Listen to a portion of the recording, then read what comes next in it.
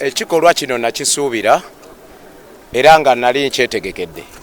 Sirina maanyi genzigweddemu olw'ensonga nti Mwami Sewungu bwe yali apulaninga okubba akalulu kano yakolagana ne mukyala Teddy Nabukenya akulira akakiiko k'ebyokulonda.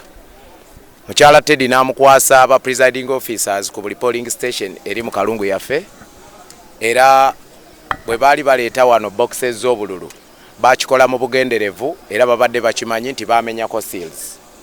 Ate nga etteeka nga bwe lirambika omulamuzi wa Chief Justice weri mulambika Chief Magistrate alambikibwa nti singa asanze akaboxi nga siiru yaako emenyeddwa awo naye emikono gye giba gisibiddwa. Yensonga lwaki tasobodde genda maaso na kuteeka mu nkola nambika ya kooti kubala bululu nga bwe yali agambye.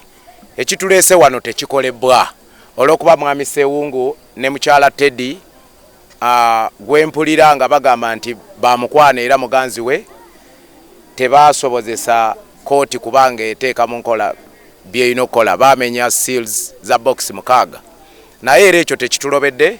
Siiru tuzizizaako nga tukolaganira wamu ne omulamuzi alagidde ziddeko tugenda mutwala mu high court. Ndowooza omusango tegujja na kutwala myezi 3 kuba kati amateeka gakyukamu. Mwami Sewungu afunye just akamwenyumwenyu ka myezi 2-3 agenda kuvaayo mu parliament kubanga teyawangula tagenda kwekakatika ku bannakalungu.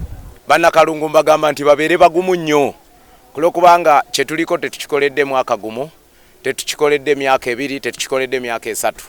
Namukyo emyezi 5 oba 3 egiriyo Mwami Sewungu okusobola okuvaayo nga high court emujjayo si kinene nnyo. Ne bwe kinaba kyetaagisa tugenda kulwana okutuusa nga Mwami Sewu akakiiko k'ebyokulonda tukakase wane Kalungu ne tuddamu okulonda naye nga tetujja kubeera nga tulina omubaka ataalondebwa bannansi. I am not bothered by what has happened because this is what we anticipated.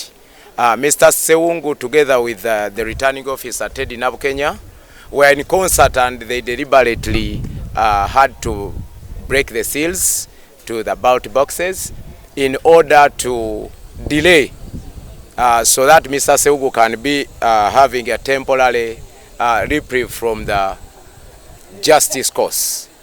But I can assure the people of Kalungu that we are going to pursue Mr. Sewungu. The next phase is to go to the High Court to have him removed, and if necessary we shall have a by-election. We shall not allow Mr. Sewungu to be an MP of the area when he wasn't voted by the people. We are very determined. This we are doing has not been done in a year or 2 or 3. So we are ready to pursue for the next few months so that we conclude the process. I just urge my people of Kalungu West to be very, very courageous, to be firm and to expect good things ahead because we are determined to make sure that we protect what they voted for, we protect their freedom, and we do abide by our oath now.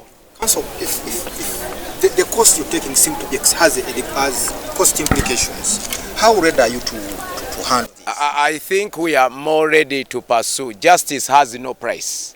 We are more ready.